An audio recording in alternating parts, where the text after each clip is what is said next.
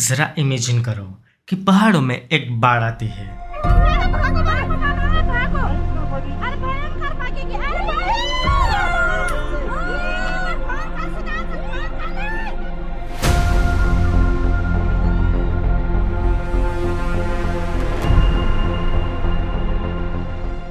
और पानी के साथ सिर्फ मिट्टी और पत्थर नहीं आते, बल्कि हजारों बड़ी बड़ी लकड़ियां भी एक साथ बहते हुए दिख जाती है। आपने भी ऐसे वीडियोस देखे होंगे जहां पूरी नदी में लकड़ियां ऐसे जा रही होती है जैसे रोड पर गाड़ियों की लाइन चल रही हो। बिल्कुल ऐसा लगता है जैसे किसी ने जंगल का गोदाम खोल दिया हो और सब कुछ पानी में बहा दिया हो। अब मैं सीधा किसी को दोषी नहीं बोल रहा, क्योंकि बाढ़ में पेड़ जड़ से उखड़ कर भी आ सकते हैं और ये नेचुरल भी हो सकता है।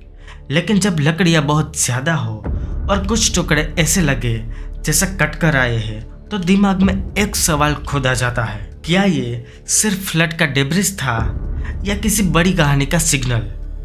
और आज का वीडियो इसी सवाल से स्टार्ट होता है, क्योंकि पिछले कुछ दिनों से आप एक नाम बार बार सुन रहे होंगे, अरावली। ये कहानी सिर्फ पहाड़ों की नहीं है, ये कहानी उन रूल्स की है जिनके चक्कर में कभी कभी पहाड़ पेपर पर छोटे दिखते हैं और ग्राउंड पर जो हो रहा होता है वो लोगों को टाइम पर समझ नहीं आता।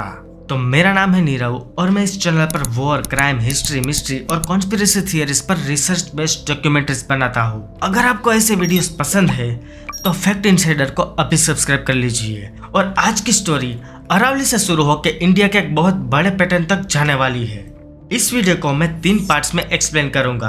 पार्ट 1 में अरावली क्या है और क्यों इम्पोर्टेंट है। पार्ट 2 में 100 मीटर रूल और सी लेवल वर्सेस लोकल रिलीफ वाला लफड़ा, जहां रियल ट्विस्ट स्टार्ट होता है। पार्ट 3 में अरावली के बाहर इंडिया के और एग्जांपल्स, जहां सेम पैटर्न रिपीट होता दिखता है। तो अगर आपको लगता है कि आपने अरावली का बेसिक्स जान लिया है, तो आप सीधा पार्ट 2 या फिर पार्ट 3 पे जंप कर सकते हैं।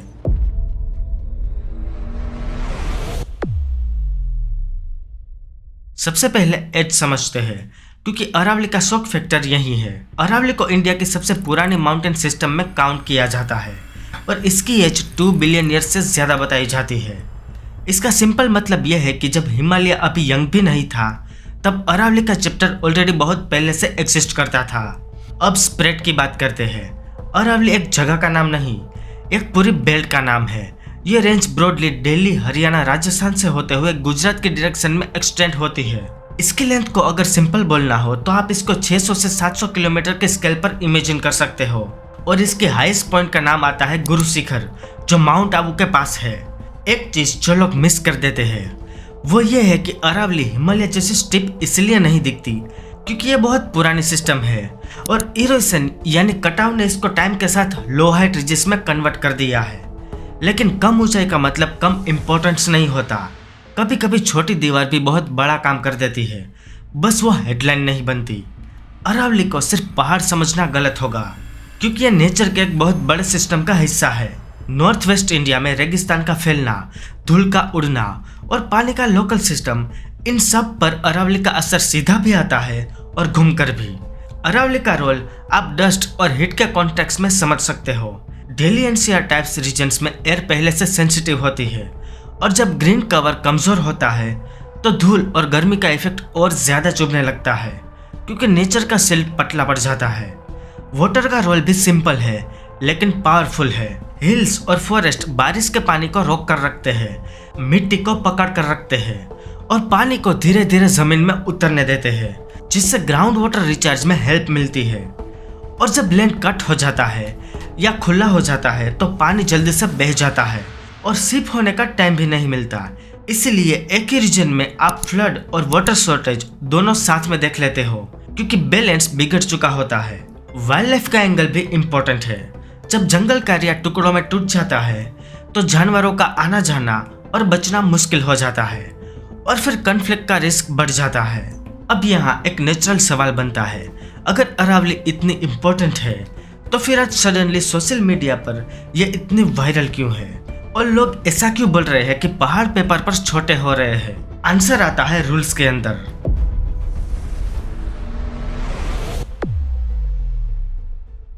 अब एक क्विक लीगल अपडेट याद रखो, क्योंकि ये कंट्रोवर्सी का लेटेस्ट ट्विस्ट है। सुप्रीम कोर्ट ने 20 नवंबर 2025 को अरावली डेफिनेशन को लेकर जो डायरेक्शन दी थी उसको 29 दिसंबर 2025 को कोर्ट ने अबेयंस में रख दिया है, मतलब टेम्पररी होल्ड। कोर्ट ने बोला कि पहले डोमेन एक्सपर्ट का इंडिपेंडेंट साइंटिफिक रिव्यू होगा ताकि एम्बिग्यूटी के चक्कर में कोई इरिवर्सिबल इकोलॉजिकल डैमेज ना हो, और मैटर 21 जनवरी 2025 को ग्रीन बेंच के सामने लिस्ट है, मतलब स्टोरी अभी ओपन है। अब हम उस पार्ट पर आ गए हैं जहां कंफ्यूजन सबसे ज्यादा होता है। आपने 100 मीटर रूल सुना होगा, लेकिन यहाँ एक ट्रैप है। इस केस में 100 दो अलग अलग बातों में आता है और लोग दोनों बातों को मिक्स कर देते हैं। पहला 100 पुराने कॉन्टेक्स्ट से आता है, जहां हिल के नीचे वाली साइड में 100 मीटर वाइड बफर का आइडिया मेंशन होता रहा। इसका सीधा मतलब यह है कि पहाड़ का टॉप ही नहीं, पहाड़ के नीचे का हिस्सा भी सेंसिटिव होता है, क्योंकि वही एरिया पानी और मिट्टी के लिए बहुत इंपॉर्टेंट होता है। दूसरा 100 वही है जो अभी कंट्रोवर्सी का सेंटर है, 100 मीटर्स अबव लोकल रिलीफ। इसका सिंपल मतलब यह है कि जमीन का कोई उठा हुआ हिस्सा अपने आसपास की जमीन के कंपैरिजन में अगर 100 मीटर या उससे ज्यादा ऊपर उठा हुआ है, तब उसको अरावली हिल्स में काउंट करने का रूल जैसा ट्रीट किया जा रहा है। यहाँ की पॉइंट लोकल रिलीफ है, मतलब आसपास की जमीन से कितना ऊपर। अब आता है 500 मीटर रूल। अगर दो या ज्यादा ऐसे हिल एक दूसरे से 500 मीटर के अंदर आती है तो उनको रेंज का पार्ट ट्रीट करने का आइडिया प्रपोज किया गया, और बीच का एरिया भी रेंज के कॉन्टेक्स्ट में काउंट हो सकता है। फर्क मैप पर बाउंड्री बनाते वक्त पड़ता है। बाउंड्री डिसाइड करती है कि प्रोटेक्शन कितनी होगी। अगर बाउंड्री छोटी हुई तो प्रोटेक्शन छोटी हो सकती है, और अगर बाउंड्री बड़ी हुई तो प्रोटेक्शन बड़ी हो सकती है। अब सी लेवल वाली बात क्यों आती है? इसको बिल्कुल मैं सिंपल रखता हूँ। सी लेवल एक कॉमन रेफरेंस पॉइंट है, मतलब एक फिक्स जीरो, जिससे आप इंडिया के किसी भी जगह के एल्टीट्यूड को कंपेयर कर सकते हो। इसलिए रेलवे स्टेशन पर लिखा होता है सी लेवल से इतनी हाइट, लेकिन 100 मीटर्स अबव लोकल रिलीफ का सी लेवल से डायरेक्ट कनेक्शन नहीं होता। यहाँ कंपैरिजन आसपास की जमीन से होता है, और कंफ्यूजन यहीं से स्टार्ट होता है, क्योंकि बेस पॉइंट हमेशा ऑब्वियस नहीं होता। सोचो, आप एक फ्लैट ग्राउंड पर खड़े हो। अगर सामने वाली हिल आपके ग्राउंड से 100 मीटर ऊपर है तो कैलकुलेशन इजी है, लेकिन सोचो आप प्लेटो पर हो। अब बेस डिसाइड करना पड़ेगा, प्लेटो वाली जमीन या नीचे वैली वाली जमीन। बेस चेंज हुआ तो सेम हिल कभी 100 मीटर क्रॉस करते दिखेगी, कभी नहीं। इसलिए क्रिटिसिज्म ये होता है कि अगर बेस लाइन चूज करना फ्लेक्सिबल हुआ तो मैपिंग में लूप होल बन सकता है। लूप होल का मतलब रूल सेम रहे पर लाइन ऐसी खींच दी जाए कि प्रोटेक्शन एरिया क्वाइटली छोटा हो जाए। आप नेचुरली पूछोगे कि जब रूल्स और कोर्ट इंटरवेंशंस एग्जिस्ट करते रहे तो डैमेज के विजुअल्स आज भी क्यों दिखते हैं? क्योंकि ग्राउंड रियलिटी में local mining, illegal mining, grey zone permissions और इन्फोर्समेंट सब मिक्स होते हैं। पेपर रूल्स पर स्ट्रिक्ट दिखते हैं, लेकिन फील्ड में एनफोर्समेंट इतनी स्ट्रॉन्ग नहीं होती। जब डिमांड हाई हो तो नेटवर्क लूप होल्स ढूंढ लेता है और काम को एडजस्ट करके चलाता रहता है। कोर्ट ने 29 दिसंबर 2025 को क्लियरली बोला कि until further orders, FSI report 25 अगस्त 2020 के हिसाब से defend Aravalli hills and ranges में माइनिंग के लिए कोई परमिशन, चाहे न्यू लीज हो या रिन्यूअल, सुप्रीम कोर्ट के प्रायर में परमिशन के बिना ग्रांट नहीं की जा सकती। इसका सिंपल मतलब कोर्ट ने अभी एक सेफ्टी लॉक लगा दिया है, क्योंकि कंफ्यूजन के टाइम में एक गलत डिसीजन का इकोलॉजिकल कॉस्ट रिवर्स करना पॉसिबल नहीं होता। अब एक और बात समझ लो, अरावली यहाँ एक्सपेक्टेशन नहीं है, अरावली एक एग्जाम्पल है, क्योंकि ये पैटर्न इंडिया के और कॉर्नर्स में भी रिपीट होता दिखता है।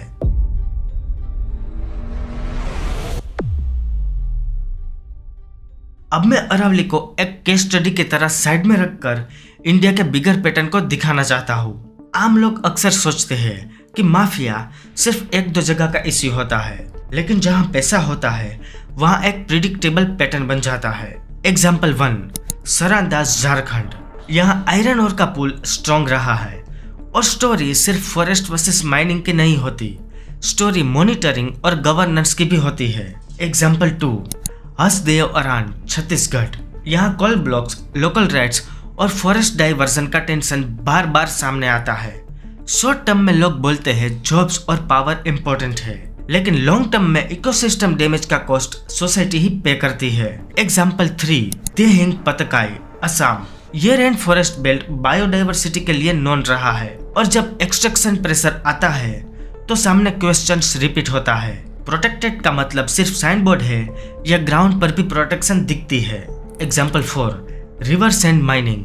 रेत निकालना इजी लगता है जैसे रिवर बेड एंडलेस हो, लेकिन एक्सेसिव सैंड माइनिंग से रिवर का बैलेंस डिस्टर्ब होता है। कभी बैंक इरोजन बढ़ता है, कभी फ्लो पैटर्न चेंज होता है और फ्लड्स का बिहेवियर भी शिफ्ट हो सकता है। और हाँ, पुष्पा जैसी फिल्म्स इसीलिए हिट होती है क्योंकि लोग पहले से जानते हैं स्मगलिंग या इलीगल एक्सट्रैक्शन एक मूवी ट्रॉप नहीं, रियल वर्ल्ड पैटर्न है।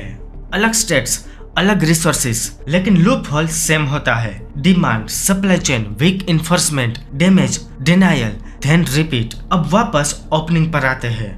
उत्तराखंड फ्लड्स का पॉइंट फाइनल प्रूफ देना नहीं था, प्रूफ के लिए प्रॉपर इन्वेस्टिगेशन चाहिए होती है। मेरा पॉइंट सिर्फ इतना था कि एक्सट्रीम इवेंट्स कभी कभी ऐसे विजुअल सरफेस पर लाते हैं जो नॉर्मल डेज में छुपे रहते हैं। ये फाइनल वर्डिक्ट नहीं होता, ये एक रेड फ्लैग होता है और रेड फ्लैग का काम होता है आप इन्वेस्टिगेशन मोड में आओ, आप पूछो ये क्यों हो रहा है। अरावली का वायरल होना भी ऐसा ही सिग्नल है क्योंकि जब डेफिनेशन और मैपिंग की लड़ाई चलती है, स्टेक्स सिर्फ मैप के नहीं होते, स्टेक्स इकोलॉजी के भी होते हैं।